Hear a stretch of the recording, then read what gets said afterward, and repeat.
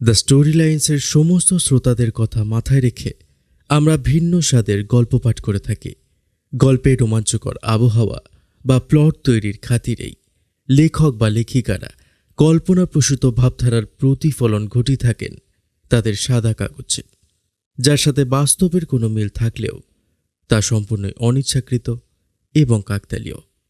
আমাদের আজকের নিবেদন শ্রী প্রলয় কুমার নাথের অনবদ্য সৃষ্টি গোয়েন্দা গৈরিক সেনের এক নতুন রহস্য রোমাঞ্চ কাহিনী ঘাতক ত্রিকোণ। গল্প পাঠে এবং গোয়েন্দা গৈরিক সেনের চরিত্রে আমি চয়ন। গল্পে অন্যান্য চরিত্রে রয়েছেন ইমন, সৌরভ, এনামুল, অনুশ্রী, প্রিয়া, মিনি, অয়ন্তিকা। শব্দগ্রহণ, আবহ এবং স্পেশাল এফেক্টসে আমি চয়ন। শুরু হচ্ছে আজকের গল্প ঘাতক ত্রিকোণ।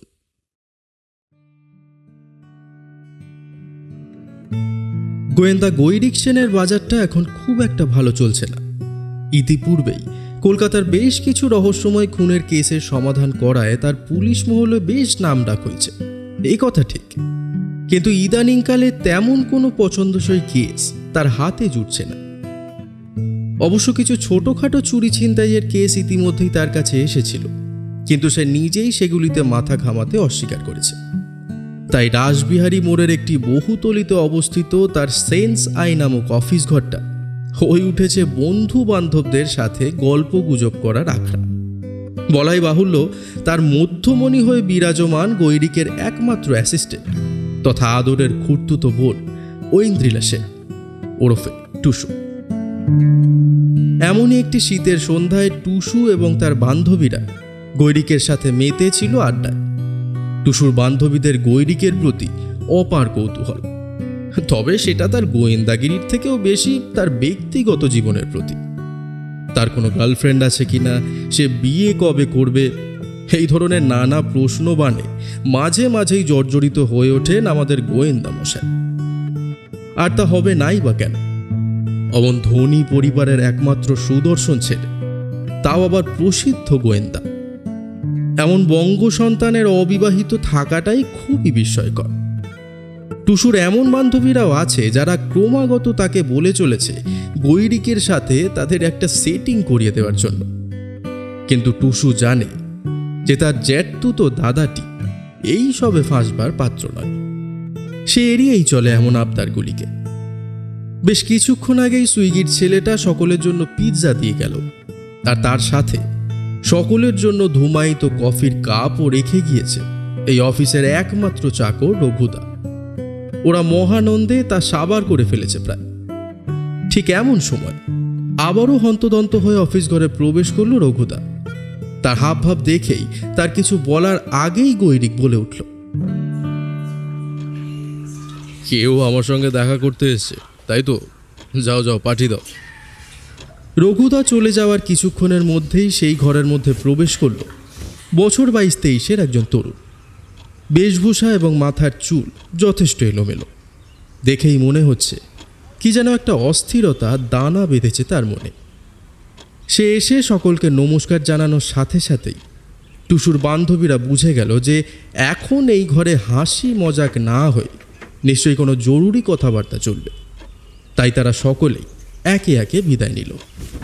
তারা চলে গেলে ছেলেটি বেশ চিন্তিত কণ্ঠে গৈরিককে বলে উঠল, নমস্কার গৈরিকবাবু, আমি শশাঙ্ক মুখার্জি, সিটি কলেজের বিএসসি থার্ড ইয়ারের ছাত্র। আসলে আমি জানি না আপনাকে কোনো পারিশ্রমিক দেওয়ার সামর্থ্য আমার আছে কি না, তবে... আরে দাঁড়ান মশাই, দাঁড়ান, এখনও তো আপনার সমস্যার কথাটাই শোনা হলো না, এরই মধ্যে পারিশ্রমিকে চলে গেলেন। শশাঙ্ক যেন একটু অপ্রস্তুত হলো এই কথায়। তারপর নিজেকে গুছিয়ে নিয়ে আবারও বলতে শুরু করলো, মিস্টার সেন, আমার সমস্যাটা ঠিক আমাকে নিয়ে নয়, আমার বান্ধবী শ্রীপর্ণাকে নিয়ে। ও আমার সাথে একই ক্লাসে পড়ে। একটি আত্মহত্যার প্ররোচনার কেসে আজ সকালেই পুলিশ ওকে গ্রেফতার করেছে। এইবার টুসু বলল, স্ট্রেঞ্জ, পুলিশ কেন এমন করতে গেল? আপনি আমাদের সব কিছু খুলে বলুন মিস্টার মুখার্জি। কিছুদিন আগে খবরের কাগজে এই বিষয়টা নিশ্চয়ই পড়েছিলেন আপনারা, যে সিটি কলেজের এক অধ্যাপক ডক্টর অরূপ মজুমদারের বিরুদ্ধে রেপ অ্যাটেম্পটের অভিযোগ এনেছেন সেই কলেজেরই এক ছাত্রী। হ্যাঁ, পড়েছি। আর নিশ্চয়ই সেই মেয়েটি হলো আপনার বান্ধবী, অর্থাৎ শ্রীপর্ণা, তাই তো? শশাঙ্ক জানায় যে গত 2 দিন লো প্রেশার নিয়ে কলকাতার একটি নামী হাসপাতালে ভর্তি হয় ডক্টর মজুমদার। সেখানে গিয়ে ধরা পড়ে যে তার 2টো কিডনি ফেল করেছে। তার হৃদস্পন্দনের গতিও হয়ে ওঠে অনিয়মিত। গতকাল দুপুরে সেখানে শেষ নিঃশ্বাস ত্যাগ করেন ডাক্তার মজুমদার। এরপর কিছুক্ষণ থেমে নিজেকে একটু ধাতস্থ করে নিয়ে শশাঙ্ক আবারও বলতে শুরু করলো। ওই রেপ অ্যাটেম্পটের কেসে অরূপবাবুর সত্যিই কোনো দোষ ছিল না। আমি মানছি সব দোষ ছিল শ্রীপর্ণার। সে প্রথমে ভেবেছিল সেদিন কলেজের শেষে স্যারের চেম্বারে একা গিয়ে তাকে হালকা সিডিউস করলেই আসন্ন টেস্ট পরীক্ষার প্রশ্নপত্রটি হাতাতে পারবে। কিন্তু স্যার যখন তার এই আচরণে একটুও গড়লেন না, তখন ও রাগের মাথায় চিৎকার চেঁচামেচি শুরু করে দেয়। কলেজে সেই সময় সকলকে ডেকে বলে যে স্যারই তাকে নিজের চেম্বারে ডেকে এনে ওই সব করার চেষ্টা করেছেন। তার কথা সকলে বিশ্বাসও করে। ইনফ্যাক্ট স্যারকে কলেজ থেকে কিছুদিনের জন্য সাসপেন্ডও করা হয়। ঘৃণায় মুখ সংকুচিত করে বলে উঠল টুসু। বাহ, আশা করি আপনি নিজেই বুঝতে পেরেছেন আপনার প্রেমিকার চরিত্রের কথা। এমন অপমানজনক পরিস্থিতির মধ্যে অধ্যাপক পদে কর্মরত কোনো সম্মানীয় পুরুষের পক্ষে আত্মহত্যা করাটা কি খুব স্বাভাবিক নয়? আর আপনার শ্রীপর্ণার উপযুক্ত শাস্তি হওয়াটাই উচিত। আচ্ছা, এবার একটা কথা বলুন তো, অরূপবাবু আত্মহত্যা করলেন কিভাবে? অরূপ স্যারের হাই ব্লাড প্রেশারের সমস্যাটা ছিল অনেক আগে থেকেই। তিনি তার জন্য ওষুধও খেতেন, যার প্রধান উপাদান হলো অ্যামলোডিপিন। পুলিশের বক্তব্য যে হাসপাতালে ভর্তি হওয়ার আগের রাতে তিনি ওই ওষুধের সাথেই ক্ল্যারিথ্রোমাইসিন নামক একটি অ্যান্টিবায়োটিক খুব বেশি মাত্রায় খেয়েছিলেন, এবং তার এই নিদারুণ পরিণতি হলো এই দুটি ড্রাগের একসাথে কাজ করে সৃষ্টি হওয়া বিষক্রিয়ার ফল। কলেজ থেকে সাসপেন্ড হয়ে হতাশায় ভেঙে পড়ে তিনি হয়তো এই সিদ্ধান্তই নিয়েছিলেন। আর ফিজিওলজির অধ্যাপক হওয়ায় তার কাছে এই দুটো ড্রাগের রিয়াকশান যে কী হতে পারে সেটা অজানা ছিল না। এতক্ষণ পর গৈরিক মুখ খুলল। তাহলে তো বলতে হয় যে উচিত শাস্তি হয়েছে আপনার বান্ধবীর। তা আমাকে এটা বলুন যে আমি আপনাকে কিভাবে সাহায্য করতে পারব?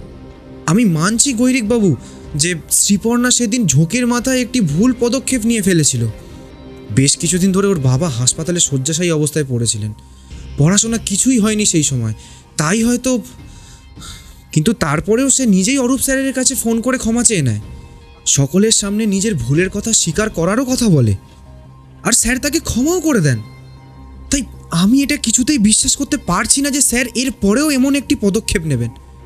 আমার মনে হয় অরূপ স্যারের মৃত্যুর পিছনে নিশ্চয়ই অন্য কোনো রহস্য লুকিয়ে আছে গৈরিকবাবু, আর সেটাই খুঁজে বার করতে হবে আপনাকে, আর আমার শ্রীপর্ণাকে বাঁচাতে হবে।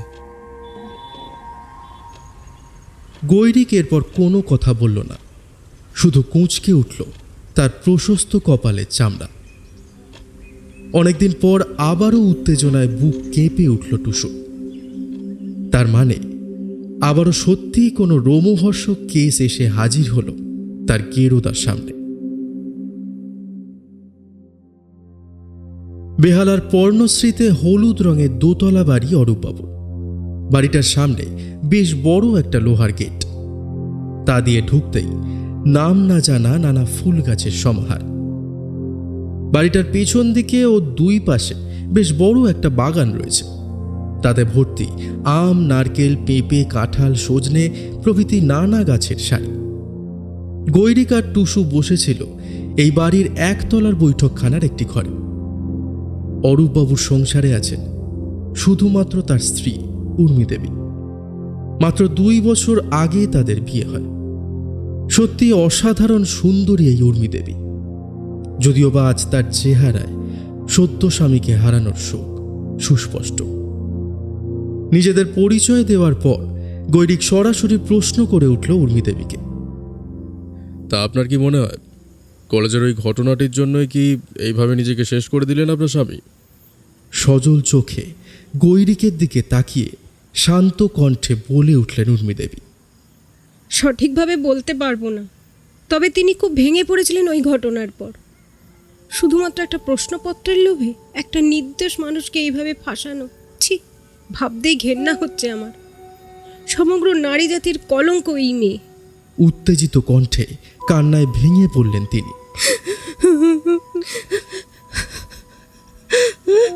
আমার কপালটাই খারাপ জানেন, সেই কোন 14 বছর বয়সে বাবাকে হারালাম। মা বিয়ে করলেন এমন একজনকে যার চোখে পিতৃ সুলভ স্নেহের চেয়ে নিজের ছোট শরীরটার জন্য যৌনতার ভরা লোভই বেশি দেখেছি। বাধ্য হয়ে মা আমাকে ভর্তি করে দেন বোর্ডিং স্কুলে। আর এখন স্বামীকেও হারালাম। উর্মি দেবী কিছুটা শান্ত হলে আবারও বলে উঠল গৈরিক। আচ্ছা উর্মি দেবী, বলছি অরূপবাবু তার ওষুধপত্রগুলো কোথায় রাখতেন? সেগুলো সব তার পড়ার ঘরের টেবিলের একপাশে রাখা থাকে। তবে এখন অবশ্য সেই সব কিছু পুলিশের হেফাজতে। তবুও একবার দেখা যাবে কি ঘরটা? আচ্ছা ঠিক আছে, আসুন। তার দুই চোখ মুছতে মুছতে বলে উঠলেন উর্মি দেবী। তারপর গৈরিক আর টুসুকে বাড়ির দোতলায় অবস্থিত অরূপবাবুর স্টাডি রুমের ভেতরে নিয়ে গেলেন তিনি। বেশ বড় সাজানো গোছানো ঘরটি, চারিদিকে বইয়ে ভর্তি শোকেস, মাঝে একটি বড় সেন্টার টেবিল। এখানেও বইপত্রই রাখা রয়েছে। রয়েছে পেন স্ট্যান্ড, টেবিল ল্যাম্প এবং অরূপবাবুর ল্যাপটপ। টেবিলের একপাশে রয়েছে ছোট্ট একটি প্লাস্টিকের ফাঁকা বাস্কেট। তার যা যাবতীয় ওষুধপত্র সব সেখানেই রাখা থাকতো, একথা জানালেন উর্মি দেবী। আচ্ছা, উনি না হয় উচ্চ রক্তচাপের ওষুধ খেতেন, কিন্তু ওই অ্যান্টিবায়োটিকটা তো আপনারা কেউই ব্যবহার করতেন না। তাহলে ওটা তিনি কখন কিনে আনলেন? মানে সেই ব্যাপারে কি কোনো আইডিয়া আছে আপনার? এই বাড়িতে এসে এই প্রথম মুখ খুলল টুসু। না ভাই, মানুষটা খুব চাপা স্বভাবের ছিল। নিজের দরকারের সমস্ত জিনিসপত্র নিজেই জোগাড় করতে পছন্দ করতেন তিনি। এই বিষয়ে তাকে এই বাড়ির কাজের মেয়ে রাধাকেও কখনো কিছু বলতে শুনিনি আমি। তবে এইটুকু দেখেছি যে তিনি ওই টেবিলে রাখা কৌটো থেকেই ওই হাই প্রেশারের ওষুধগুলো সকাল, বিকেল এবং রাত দিনে 3 বার করে খেতেন। উর্মি দেবীর কথা শেষ হতেই সেই ঘরে চায়ের ট্রে হাতে হাজির হলো একটা বছর 26-27 মহিলা। সাদা মাটা চেহারা, ময়লা গায়ের রং, বোঝাই যাচ্ছে যে এই হলো রাধা। উর্মি দেবী সকলের সাথে তার পরিচয় করিয়ে দিলেন।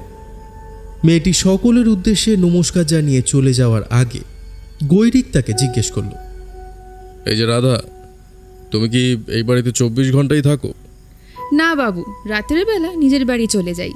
আসলে বাপের শরীরটা খুব একটা ভালো নয় তো, রাত্রে বুড়ো মানুষটাকে একা ফেলে রাখতে মন চায় না। সকাল থেকে বিকাল অবধি আমি এই বাড়িতেই থাকি। সেখান থেকে চলে গেল রাধা। আচ্ছা, অরূপবাবুর হাসপাতালে ভর্তি হওয়ার আগের দিনে কি এই বাড়িতে কেউ এসেছিলেন? হঠাৎই কি মনে হতে উর্মি দেবীকে প্রশ্নটা করল টুসু। একটু চিন্তা করে উর্মি দেবী বললেন, সকালের দিকে তো নয়, কলেজ থেকে সাসপেন্ড হওয়ার পর তো তিনি সর্বক্ষণ বাড়ির এই ঘরে বয়ে মুখ বুজে বসে থাকতেন। তবে বিকেলের দিকে আমি একটু বেরিয়েছিলাম, টুকটাক কেনাকাটা ছিল তাই। সন্ধ্যার পর বাড়ির কাছে এসে দেখলাম যে দেবাশিস বাবু বাড়ি থেকে বেরিয়ে এসে গাড়িতে উঠে চলে গেলেন। এই দেবাশিস বাবুটাকে? তিনি সোদপুরের একজন প্রমোটার। আসলে সোদপুরে আমার স্বামীর মামার পৈতৃক ভিটে আছে। তিনি অবিবাহিত ছিলেন। তিনি মারা যাওয়ার আগে তার একমাত্র বংশধর হিসাবে ওই বাড়িটা আমার স্বামীর নামে লিখে দিয়ে যান। সেটাকে ভেঙে সেই স্থানে একটা ফ্ল্যাট তৈরি করতে চান এই দেবাশিস গোস্বামী। কিন্তু মামার এই শেষ স্মৃতিটাকে এইভাবে হারাতে চাইছিলেন না আমার স্বামী, তাই জোকের মতন ওনার পেছনে লেগেছিলেন এই দেবাশিস বাবু।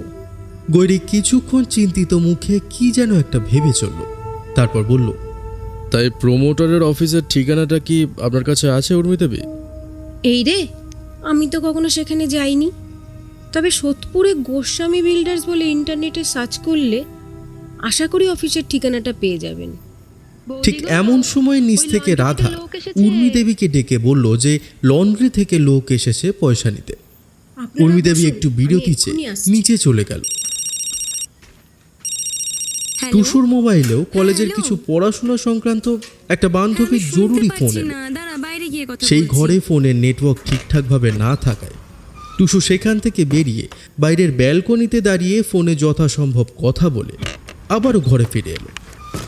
মুহূর্তের মধ্যে তার যেন মনে হলো যে গৈরিক কোনো একটা সাদা কাগজের টুকরো বিদ্যুৎ বেগে নিজের প্যান্টের পকেটে চালান করলো।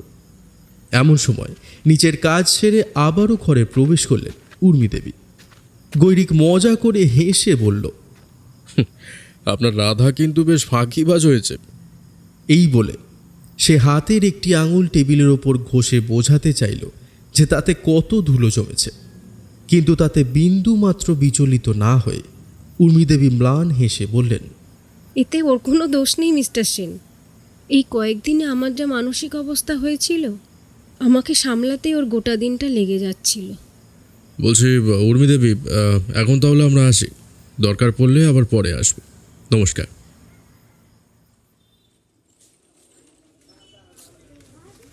অরূপবাবুর বাড়ি থেকে ফিরতি পথে টুসুর অবশ্য খুবই জানতে ইচ্ছা করছিল যে গৈরিক একটু আগে নিজের পকেটে ওটা কি ঢোকালো, কিন্তু সে জানে যে এখন এই সংক্রান্ত কোনো কথাই তাকে বলবে না তার গেরোদা।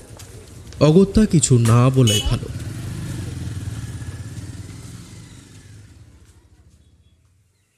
পরদিন সকালেই গৈরিক আর টুসু পৌঁছে গিয়েছিল সোদপুরে অবস্থিত গোস্বামী বিল্ডার্সের অফিসে। সোদপুর স্টেশন থেকে অনতি দূরে এই সংস্থারই তৈরি একটি বহুতলী ফ্ল্যাটের নিচেই এই অফিস। গুগল করে খুব সহজেই পাওয়া যায় এদের ঠিকানা। বোঝাই যাচ্ছে যে এই দেবাশিস গোস্বামী হলেন সোদপুরের বেশ বিত্তশালী প্রমোটারদের মধ্যে একজন। বেশ সাজানো গোছানো অফিস ঘর, সেখানে তিনি ছাড়াও কাজ করে আরও দুজন কর্মচারী। দেবাশিসবাবুর বয়স আন্দাজ 42 থেকে 45-এর মধ্যে। বেশভূষায় শৌখিনতার ছাপ সুস্পষ্ট, দেখতেও যথেষ্ট সুপুরুষ তিনি। তবে এই হেন গোয়েন্দা এবং তার সহকারীর আগমনে যে তিনি খুব একটা খুশি হননি, সেটা তার চোখ মুখ দেখেই বোঝা যাচ্ছিল। বেশ অনিচ্ছাকৃতভাবেই অন্য কাজের তাড়া দেখিয়ে তিনি প্রাথমিক পরিচয় পর্ব সারলেন। এরপর গৈরিক তার উদ্দেশ্যে সরাসরি প্রশ্ন ছুড়ে দিল। উর্মিদেবীর কথা মতো আপনি সেদিন সন্ধ্যায় অরূপবাবুর সাথে দেখা করতে যান, তা সেখানে গিয়ে তার সাথে আপনার ঠিক কি কি কথাবার্তা হয়েছে একটু বলবেন? বেশ ভরাট পুরুষালী কণ্ঠে বলে উঠলেন দেবাশিসবাবু।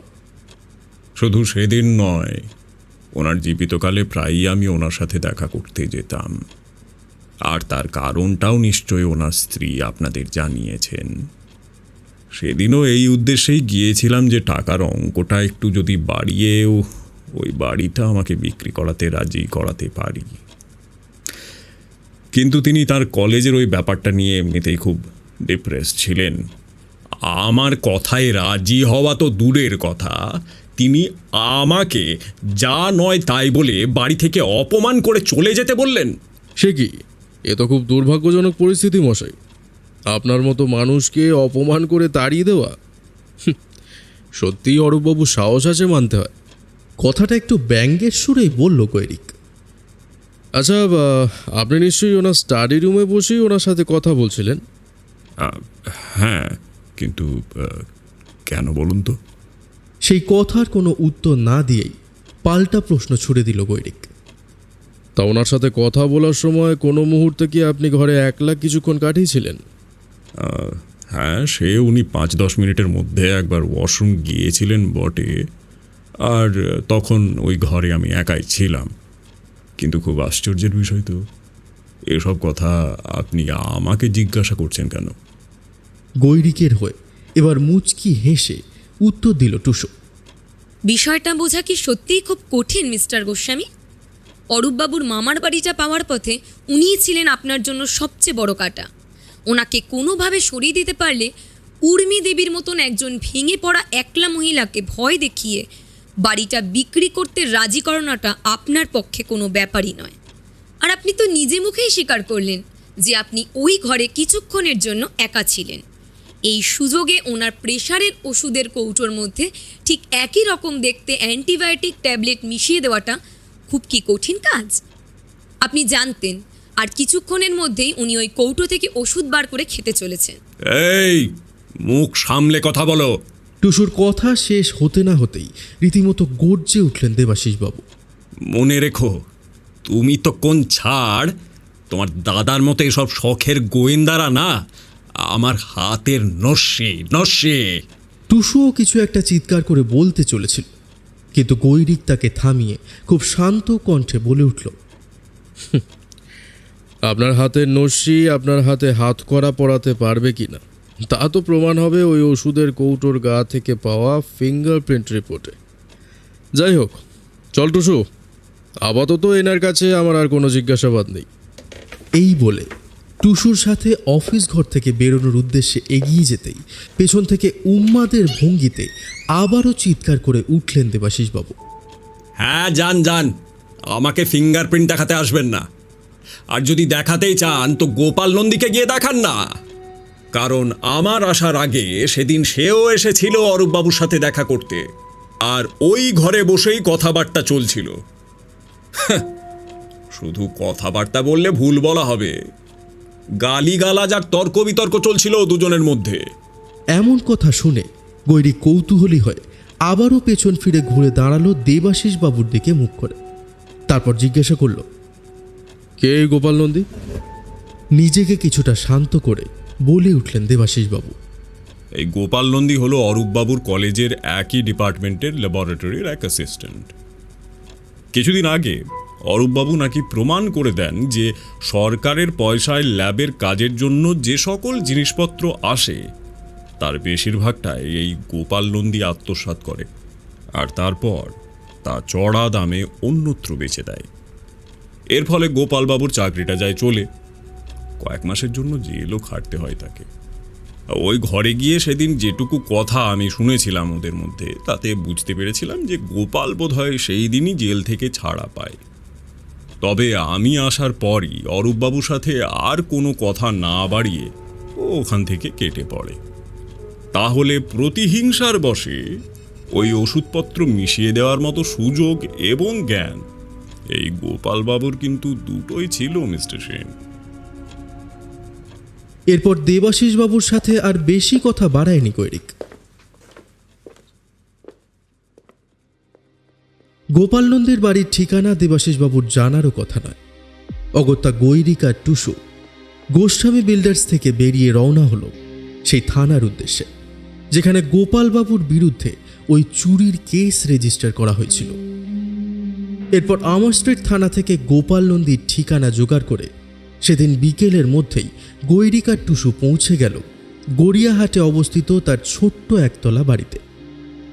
সত্যি মানুষটার বর্তমান আর্থিক অবস্থা খুবই সঙ্গীন। ক্ষণিকের লোভের বশবর্তী হয়ে চাকরিটাও হারিয়েছে সে। এখন জেল খেটে স্ত্রী এবং ছেলেকে নিয়ে অথই জলে পড়েছে বেচারা।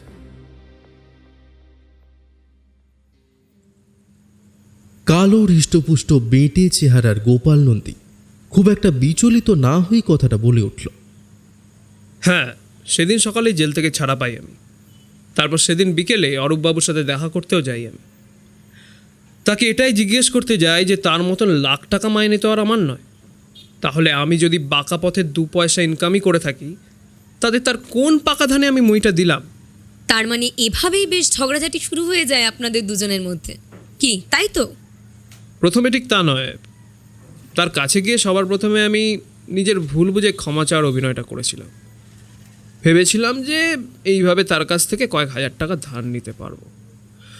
বুঝতেই তো পারছেন এখন সংসারের যে অবস্থা। কিন্তু তিনি 1 পয়সাও আমাকে দিতে রাজি হলেন না, বাড়ি থেকে বেরিয়ে যেতে বললেন। তখন আমি নিজের আসল রূপটা ধরলাম। ওনার সাথে শুরু হলো ঝগড়াঝাটি। আমার তো মনে হচ্ছিল এই শালাকে জন্মের মতন শেষ করে দিই।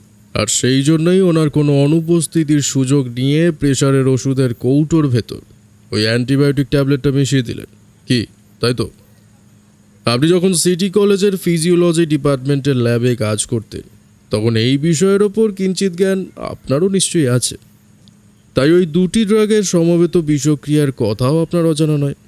কি ঠিক বললাম তো? এই কথা শুনে পাংশুবর্ণ হয়ে উঠল গোপালের মুখ। সে ভয় জড়ানো কণ্ঠে বলল, না না না, এসব আপনি কি বলছেন?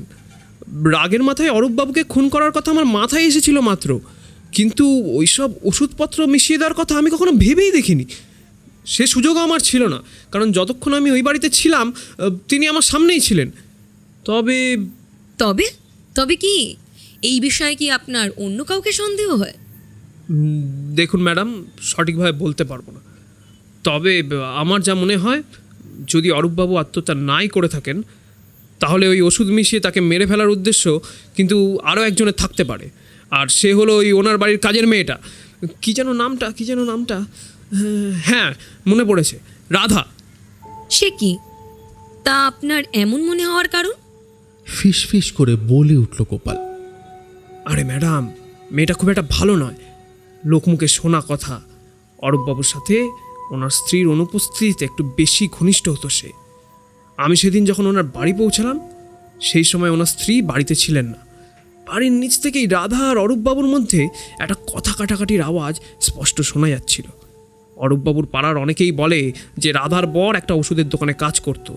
এখন যদিও বা সে অন্য মেয়ের সাথে কেটে পড়েছে, তবু তার কাছ থেকে রাধার ওই দুটো ওষুধ সম্পর্কে জানা কি খুব কঠিন কাজ? কি ম্যাডাম? টুসুর যেন মনে হলো যে তার মাথার ভেতর সবকিছু গুলিয়ে গেল। এ বলছে ও দোষী, তো ও বলছে এর ওপর আমার সন্দেহ রয়েছে। সত্যিই বড্ড জটিল এই কেসটা। এখন তো এইটাই বোঝা যাচ্ছে না যে অরূপবাবুর মৃত্যুটা আত্মহত্যা নাকি খুন। তো খুনিকে শনাক্ত করা তো অনেক দূরের কথা। যাই হোক, এরপর আর অল্প কিছু সাধারণ কথাবার্তার পর ওরা দুজনে বেরিয়ে এলো গোপাল নন্দীর বাড়ি থেকে। পরের দিন সকাল থেকে গৈরিক নিজের কি যেন একটা ব্যক্তিগত কাজে আটকা পড়ে গেছিল, তাই গোটা দিনটাই আর এই কেস নিয়ে একটুও এগোনো হলো না। এই ধরনের পরিস্থিতি টুসুর জন্য সত্যিই খুব অস্বস্তিকর। প্রতিটা কেসের শুরু থেকে যতক্ষণ না তার গেরোদা আসল অপরাধীকে চিহ্নিত করতে পারছে, ততক্ষণ বোধহয় গৈরিকের থেকেও আরও বেশি আহার নিদ্রাহীনতায় ভোগে টুসু। কবে যে সে নিজেও তার গেরোদার মতন এমন জটিল সব কেসের সমাধান করতে পারবে? সেদিন বিকেলে কলেজের পড়াশোনা সংক্রান্ত বিষয়ে টুসু গেছিল টালিগঞ্জে তার এক বান্ধবীর বাড়ি। ফিরতে ফিরতে বেশ সন্ধে হয়ে গেছিল। নবীনা সিনেমা হলের সামনে তখন বিশাল ভিড়। কোনো একটা ডিটেকটিভ সিনেমার আজ ফার্স্ট ডে ইভিনিং শো। টুসুও ভাবছিল যে টিকিট কাটার লাইনে দাঁড়িয়ে পড়বে কিনা। এমন সময় তার চোখ গেল রাস্তার ওপাশে। সেখানে একটি বহুতলী আবাসনের ভেতর থেকে যে রাস্তায় বেরিয়ে এলো, তাকে দেখে হক চুকিয়ে গেল টুসু।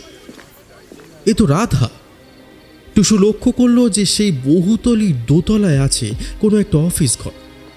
একটু ভালো করে দেখার চেষ্টা করতেই এই সন্ধ্যার অন্ধকারে রাস্তার আলোতেই সেই স্পষ্ট দেখতে পেল যে সেই অফিস ঘরের বাইরের দেওয়ালে আটকানো ব্যানারের গায়ে স্পষ্ট অক্ষরে লেখা রয়েছে মা শারদা আয়া সেন্টার। টুসু রীতিমতো দৌড়ে গেল রাস্তার ওপারে রাধার কাছে। তাকে সেখানে দেখে রাধাও যেন বেশ আশ্চর্য হয়েছে। টুসু হাঁপাতে হাঁপাতে তাকে জিজ্ঞেস করল, কি গো, তুমি এখানে এই সময়? রাধা মুখে কৃত্রিম হাসি এনে বলে উঠল, আসলে আজকে তো মাসের 7 তারিখ, তাই এখানে এসেছিলাম দিদি একটু মাইনে নিতে। এইবার টুসুর কাছে সবটা পরিষ্কার হলো। ওরা দুজনে একসাথে হাঁটতে লাগলো পাকা রাস্তা দিয়ে। টুসু বলে উঠল, বাবা, তো তোমাকে এই আয়া সেন্টার থেকে অরূপবাবুর বাড়িতে নিয়োগ করেছে বুঝি? হ্যাঁ দিদি, তবে এখানকার নিয়ম হলো যে যারা আমাদের কাজে লাগাচ্ছেন তারা সরাসরি আমাদের মাইনে দিতে পারবেন না।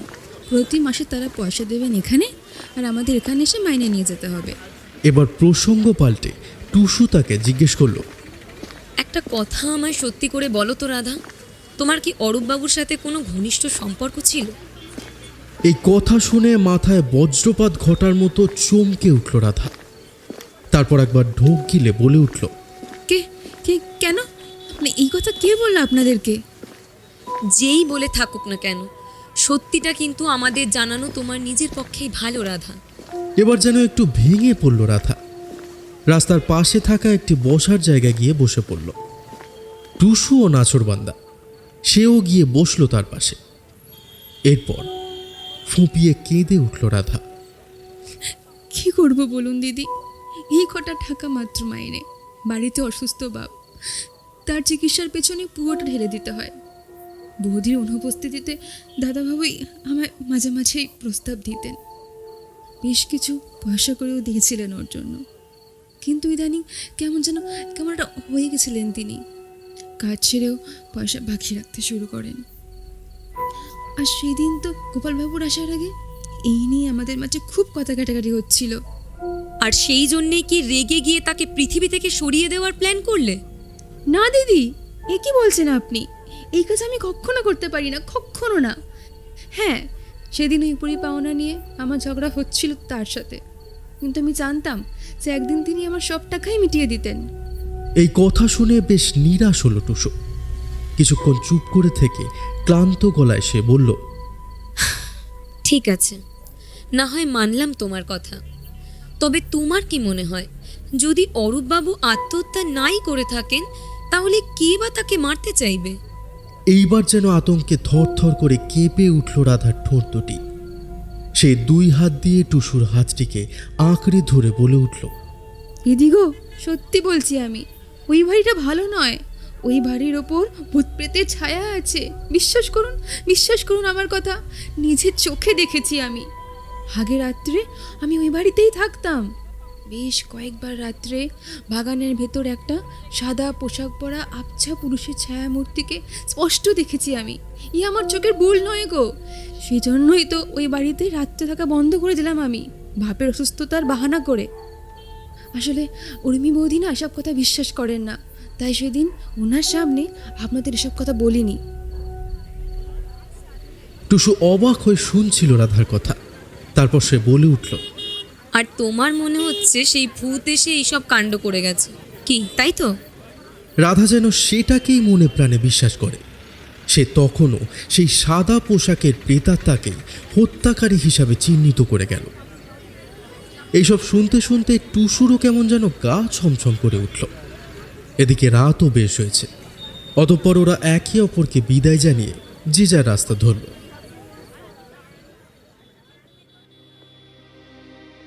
ফিরতি পথে অটোতে বসে এই কেসটার ব্যাপারে ভেবে টুসুর যেন মাথা ঘুরে গেল।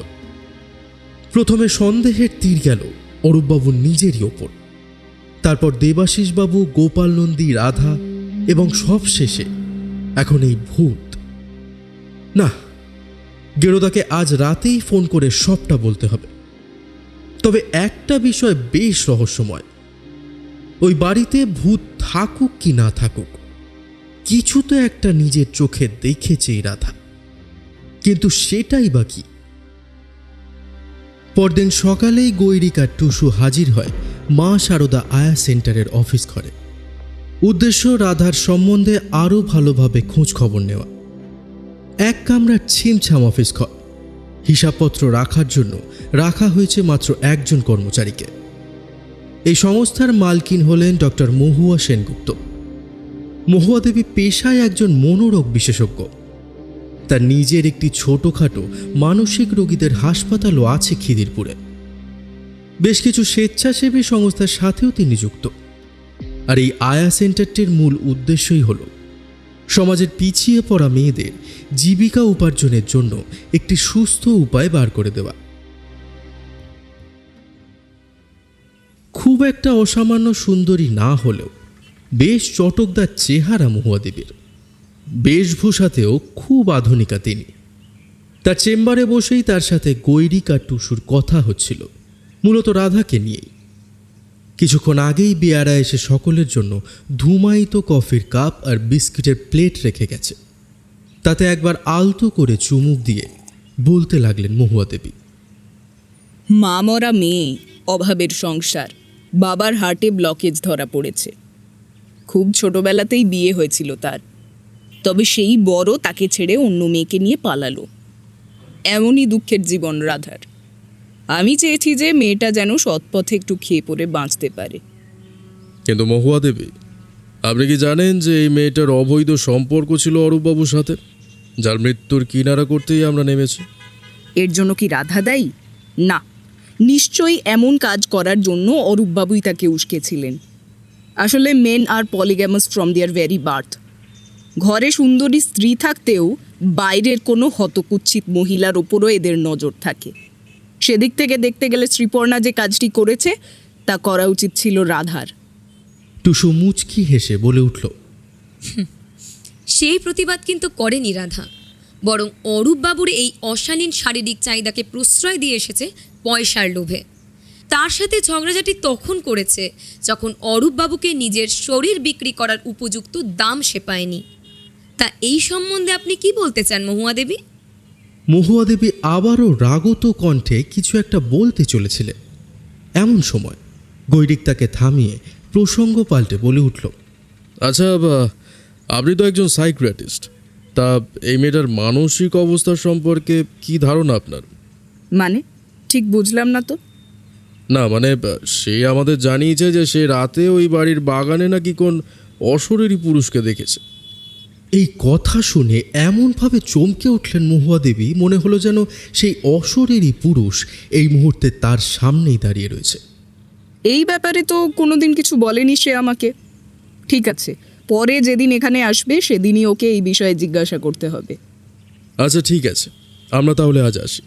খুব ভালো লাগলো আপনার সাথে কথা বলে মহুয়া দেবী, পরে না হয় আবার দেখা হবে, চলি। এই বলে তাকে নমস্কার জানিয়ে টুসুকে নিয়ে সেই আয়া সেন্টারের অফিস থেকে বেরিয়ে গেল গৈরিক। ততক্ষণে বেশ বেলা হয়ে গিয়েছে। নবীনা সিনেমা হলের কাজটায় এখন খুব একটা ভিড় নেই। তবে সেই ডিটেকটিভ সিনেমাটার পোস্টার দেখে বোঝা গেল যে কিছুক্ষণের মধ্যেই আজকের দুপুরের শো শুরু হবে। গৈরিক যেন টুসুর মনের কথাটা বুঝে ফেলল। সে নিজের ওয়ালেট থেকে একটা 500 টাকা নোট বার করে টুসুকে দিয়ে বলল, এই টুসু, যা দেখি কাউন্টার থেকে দুটো টিকিট কেটে আন। টুসু হাসি মুখে এগিয়ে গেল কাউন্টারের দিকে। টিকিট কেটে ফেরার পথে দেখল যে গৈরিক কানে ফোন গুঁজে কার সাথে যেন কথা বলছে। হ্যালো, হ্যাঁ বলুন। ও, ফিঙ্গারপ্রিন্ট রিপোর্ট এসে গেছে? তা কার আঙুলের ছাপ বেরোলো? টুসু দেখল যে এরপর ফোনের অপর প্রান্তের বক্তার কথাগুলো শুনে গৈরিকের উৎফুল্ল ভাবটা যেন কেটে গেল। কেমন দৃঢ় হয়ে উঠল তার চোয়াল। গম্ভীর মুখমণ্ডলে ছেয়ে গেল কোনো অজানা চিন্তার রেশ।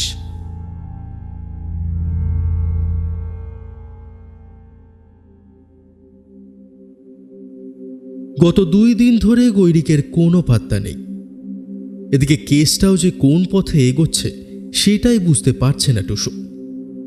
তার গেরোদা শেষমেশ এই অদ্ভুত কেসটার সমাধান করতে পারবে তো? এখনো তো এটাই বোঝা গেল না যে অরূপবাবুর মৃত্যুটা খুন নাকি আত্মহত্যা। তিনি মৃত্যুর আগে নিজে মুখে কিছুই বলে যাননি। এখনো পুলিশের হেফাজতে রয়েছে শ্রীপর্ণা। ইতিমধ্যেই তার সাথেও একবার সে আর গৈরিক দেখা করতে গিয়েছিল থানায়, যদিও বা সেখান থেকেও অরূপবাবুর মৃত্যু রহস্যের কোনো সূত্র পায়নি ওরা। এদিকে মানুষেরা সব একে একে দোষ ঠেলছে ভূতের উপর। এমনই সব চিন্তাভাবনা নিয়ে মাথা ভার করে সেদিন দুপুরে বিছানায় একটু গড়িয়ে নিচ্ছিল টুসু। ঠিক এমন সময় বেজে উঠল তার মোবাইল ফোনটা। ফোনটা রিসিভ করে কানে দিতেই বেশ উৎসাহের সাথে টুসু বলে উঠল, হ্যালো, হ্যাঁ গেরুদা বলো। খুব সংক্ষেপে প্রত্যুত্তরে গৈরিক বলল, এই টুসু, বলছি ঝটপট তৈরি হয়ে বেহালায় অরূপবাবুর বাড়িতে চলে আয় দেখি। আর কিছু বলতে হলো না গৈরিককে। তার গলার এই স্বর টুসুর খুব চেনা। তার মানে আজকেই হতে চলেছে এই নাটকের যবনিকা পতন। উত্তেজনায় যেন টকবক করে ফুটতে লাগলো টুসুর শরীরের সকল রক্তবিন্দু। অরূপবাবুর বাড়ি পৌঁছে টুসু দেখল তার বৈঠকখানার ঘরে এই নাটকের বাকি সকল চরিত্রই জমায়েত হয়েছে। রয়েছেন স্থানীয় থানার ওসি সাহেব, উর্মি দেবী, রাধা, দেবাশিসবাবু, গোপাল নন্দী, শশাঙ্ক, এমনকি শ্রীপর্ণাকেও থানা থেকে এখানে নিয়ে আসা হয়েছে। অদূরে বসে থাকা মহুয়া দেবীকে দেখেও বেশ আশ্চর্য হলো টুসু। তার মানে তার সাথেও এই কেসের কোনো সম্পর্ক রয়েছে? এটা তো তার মনেই হয়নি।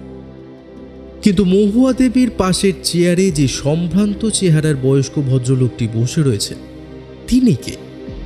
তাকে তো এর আগে কখনো টুসু দেখেনি। কিছুক্ষণের মধ্যেই বলতে শুরু করলো গৈরিক।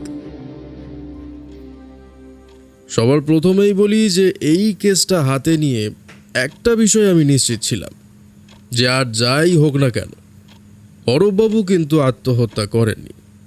কারণ তা করার মতো আরও সহজ উপায় তার হাতের কাছেই ছিল। গলায় দড়ি দিয়ে সিলিং ফ্যান থেকে ঝুলে পড়তে পারতেন, বা নিদেন পক্ষে একগুচ্ছ ঘুমের ওষুধও গলাদ্ধকরণ করতে পারতেন।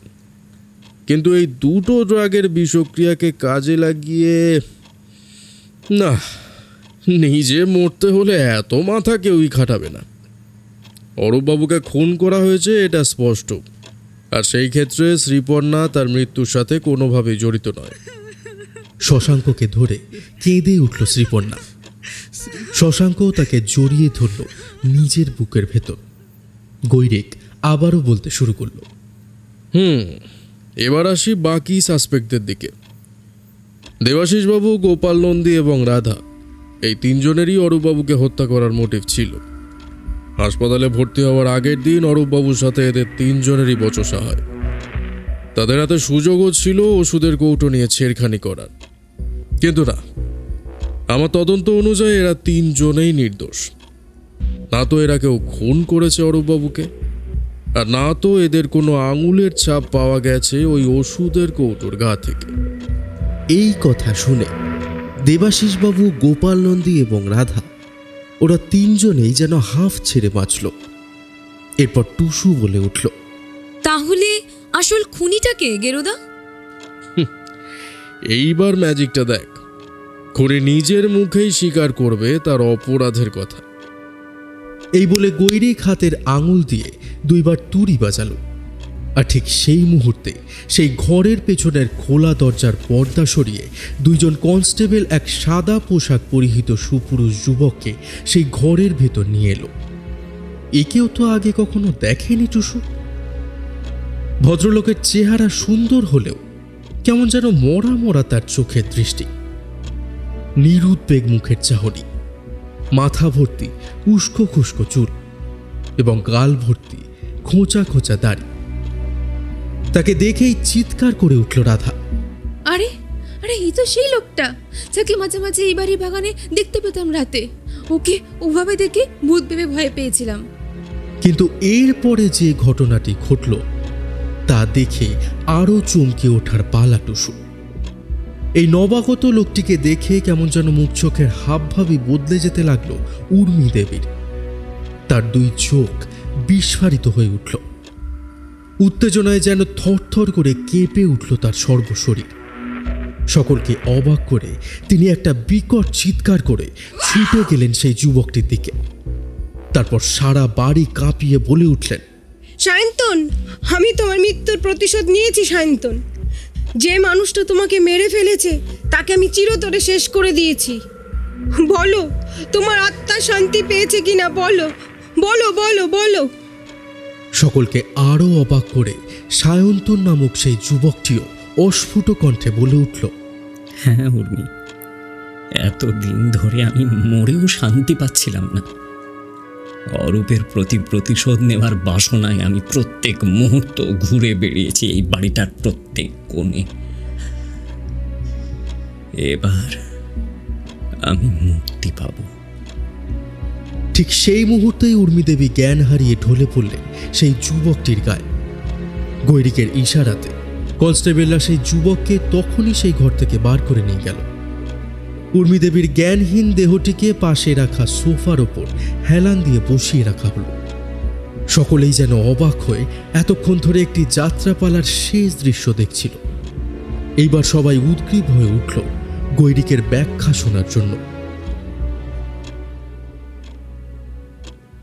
টুসু, তুই বোধহয় সেদিন দেখে ফেলেছিলি যে আমি সেদিন ওপরের ঘর থেকে একটি কাগজের টুকরো নিজের পকেটে চালান করি। সেটা আর কিছু ছিল না, সেটা ছিল একটা ওষুধের দোকানের বিল, যাতে স্পষ্টভাবে উল্লেখ করা ছিল ওই অ্যান্টিবায়োটিক ট্যাবলেটের নাম, দাম এবং কেনার তারিখ, যা কিনা অরূপবাবুর হাসপাতালে ভর্তি হওয়ার একদিন আগে। এছাড়া ওই ওষুধটার সাথে আরও একটি বস্তু ওই দোকান থেকে কেনা হয়েছিল সেই সময়, আর সেটা হলো একটি গ্লাভস। সেই দোকানে একটু খোঁজ খবর নিয়ে জানতে পারলাম যে এই দুটি দ্রব্যের ক্রেতা আর কেউ নয়, স্বয়ং উর্মি দেবী। দোকানের সিসিটিভি ফুটেজেও স্পষ্ট দেখা যাচ্ছিল তাকে। অরূপবাবু সম্বন্ধে কলেজ থেকে খোঁজ খবর নিয়ে জানতে পারলাম যে তিনি পিএইচডি করেছেন রাজাবাজার সায়েন্স কলেজ থেকে। সেখানে গিয়ে নির্দিষ্ট ডিপার্টমেন্ট থেকে খোঁজ খবর নিয়ে জানতে পারলাম আরও কয়েকটা তথ্য। প্রায় 3 বছর আগেকার কথা।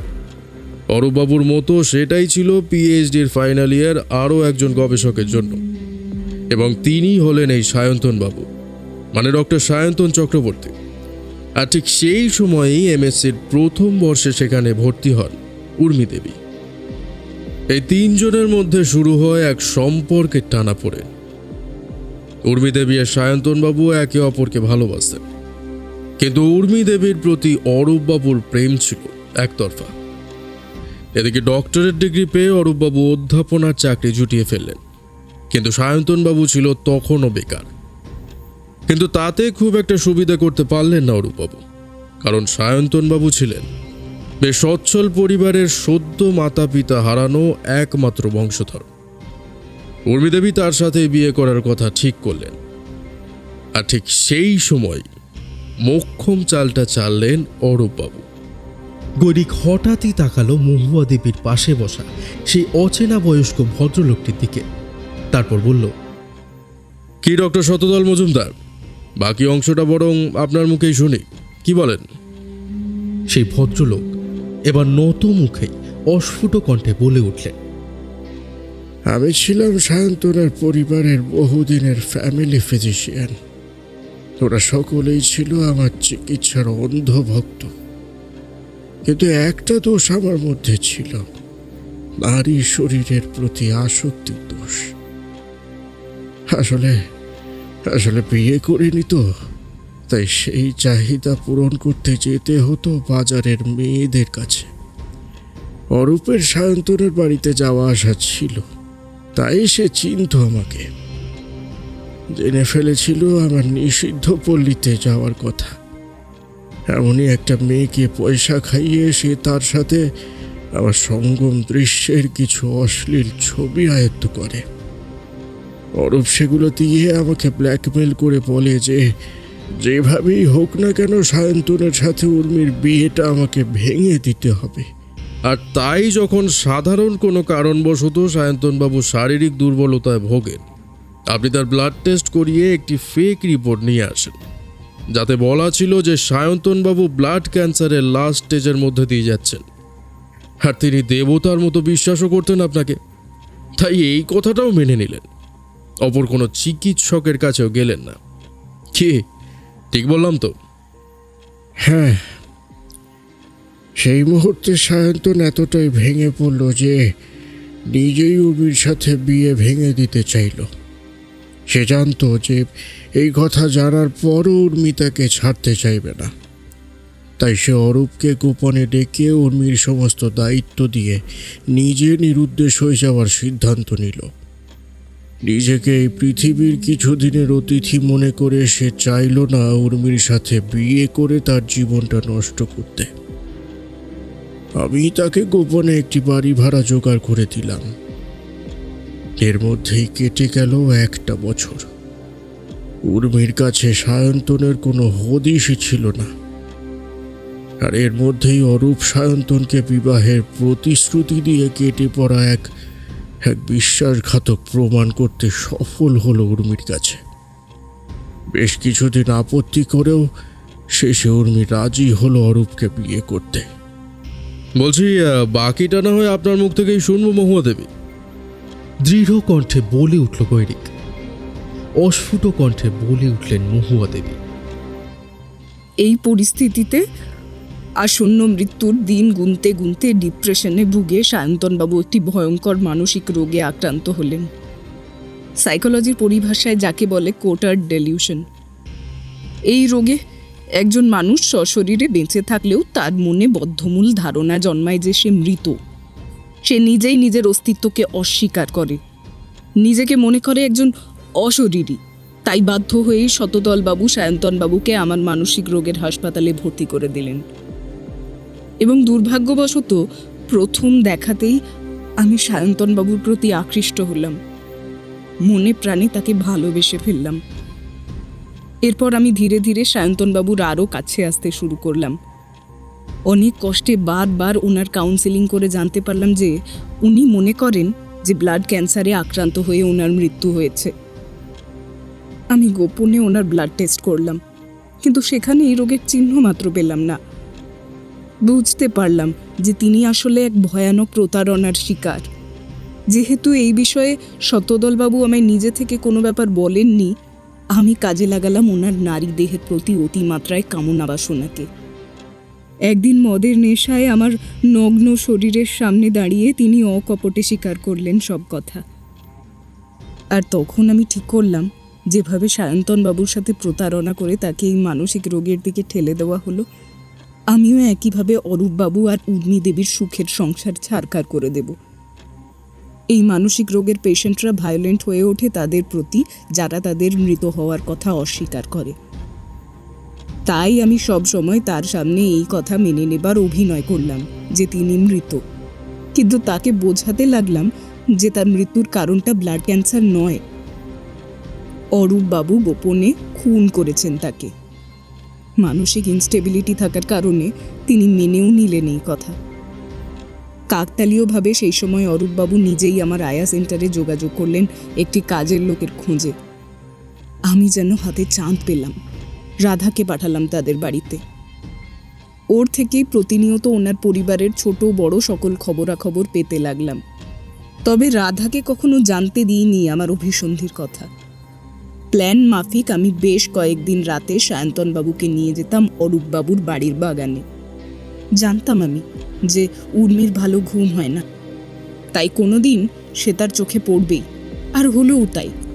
রাতের অন্ধকারে প্রতিনিয়ত সাদা পোশাকে সায়ন্তনবাবুকে দেখে উর্মির মনে হলো যে এটা তার প্রেতাত্মা। এদিকে আমার শেখানো বুলি সায়ন্তনবাবু আওড়াতেন উর্মি দেবীর সামনে যে তাকে অরূপবাবু গোপনে খুন করেছেন আর তার প্রতিশোধ চায়। বোধহয় এমনই কোনোদিন রাধাও দেখে ফেলেছিল সায়ন্তনবাবুকে। আমার উদ্দেশ্য সফল হলো। উর্মি দেবীর মধ্যে দুটি সত্তা কাজ করতে লাগলো। একটিতে ছিল তার স্বামীর প্রতি কর্তব্যবোধ এবং আনুগত্য, এবং অপরটিতে জাগ্রত হলো পুরনো প্রেমিকের এই নিদারুণ পরিণতির জন্য স্বামীর প্রতি প্রতিশোধ স্পৃহা। তিনি হলেন ডিসোসিয়েটিভ আইডেন্টিটি ডিসঅর্ডার নামক মানসিক রোগের শিকার। হয়তো এর জন্য দায়ী তার ছোটবেলায় বাবাকে হারানো, সৎবাবার দ্বারা যৌন নিগ্রহ তথা পরিবারকে ছেড়ে বোর্ডিং স্কুলে থাকার ট্রমাগুলি। আর এই দ্বিতীয় সত্তার অধীনে এসে তিনি কি করেছেন তার প্রমাণ তো আপনারা কিছুক্ষণ আগেই পেলেন। যেহেতু উর্মি দেবী হাতে গ্লাভস পরে ওই প্রেশারের ওষুধের কৌটোতে অ্যান্টিবায়োটিক রেখেছেন, তাই ফিঙ্গারপ্রিন্ট রিপোর্টে একমাত্র অরূপবাবু ছাড়া আর কারোরই আঙুলের ছাপ পাওয়া যায়নি। সম্ভবত সেই দিনই দ্বিতীয় সত্তার অধীনে এসে সুযোগ বুঝে তিনি করেছিলেন এই কাজ। ফিজিওলজি নিয়ে পড়াশোনা করার ফলে ওই দুটি ড্রাগের বিষয়ে তারও কিছু অজানা ছিল না। গ্লাভসটাকেও এই বাড়িতেই কোথাও লুকিয়ে রেখেছেন, তবে মানসিক দোলাচলের অস্থিরতায় ওষুধের বিলটা এই ঘরের গার্বেজের মধ্যেই ফেলে রাখলেন। আর রাধাও ওই কয়েকদিন গার্বেজগুলোকে বাইরে ফেলার সুযোগই পায়নি। সে কথা তো আমরা আগেই শুনেছি। এবার বলি, আমি এত কিছু জানতে পারলাম কি করে? খিদিরপুরে মহুয়া দেবীর মানসিক রোগের হাসপাতালে গোপনে খোঁজ করতে গিয়ে জানতে পারলাম একটি অদ্ভুত কথা। এখানে নাকি এক সুদর্শন পুরুষ বেশ কিছুদিন ধরে ভর্তি রয়েছেন, আর মহুয়া দেবী নাকি তাকে নিজের কোনো এক আত্মীয় হিসাবে পরিচয় দিয়েছেন। তাকে নাকি মাঝে মধ্যেই রাতের বেলা এখান থেকে নিজের বাড়িতে নিয়ে যান ডিনার করাতে। সঙ্গে সঙ্গে মনে পড়ল রাধার দেখা সেই অশরীরী পুরুষের কথা। ওই হাসপাতালেরই বিভিন্ন কর্মচারীদের পুলিশের ভয় দেখিয়ে সায়ন্তনবাবুর সম্পর্কে আরও তথ্য অর্জন করলাম। পেলাম তার আসল এবং নকল ব্লাড টেস্টের রিপোর্টগুলিও, আর সেখান থেকেই উঠে এলো শতদলবাবুর নাম। তারপর অবশ্য শতদলবাবু আর মহুয়া দেবীর মুখ থেকে বাকি কথা বের করার কৃতিত্বটা অনেকটা পুলিশ মহলের।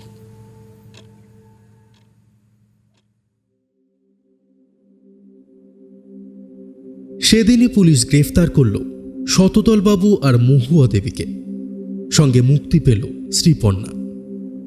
সাথে উর্মি দেবী আর সায়ন্তনবাবুকেও কোনো মানসিক রোগের হাসপাতালে পাঠানোর সিদ্ধান্ত নেওয়া হলো।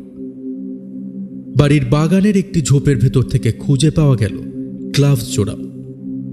এরপর দেশের বিচার ব্যবস্থা উর্মিদেবীর মানসিক রোগগ্রস্ত হয়ে করা এই অপরাধকে কি চোখে দেখে বা তাকে কি শাস্তি দেয়, সেদিকেই এখন চোখ থাকবে সকলের।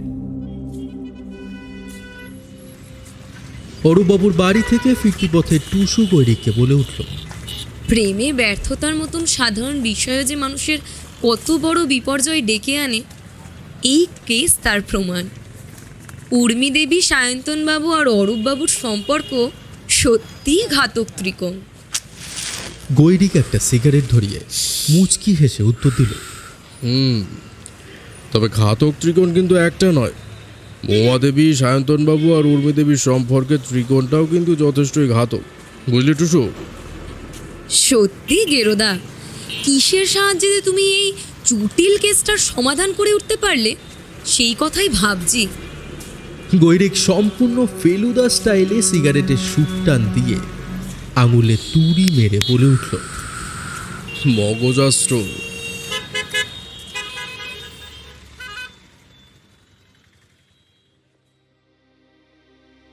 শুনছিলেন আজকের গল্প ঘাতক ত্রিকোণ। গল্পটি কেমন লাগলো অবশ্যই জানান কমেন্টের মাধ্যমে। গল্পটি যদি ভালো লেগে থাকে অবশ্যই আপনার প্রিয়জনদের সাথে শেয়ার করবেন, আমাদের পাশে থাকবেন। আপনাদের অনুপ্রেরণা আমাদের পথ আরও সুদূর প্রসারী করবে। আগামী সপ্তাহে আরও একটি নতুন গল্প নিয়ে হাজির হব আমরা।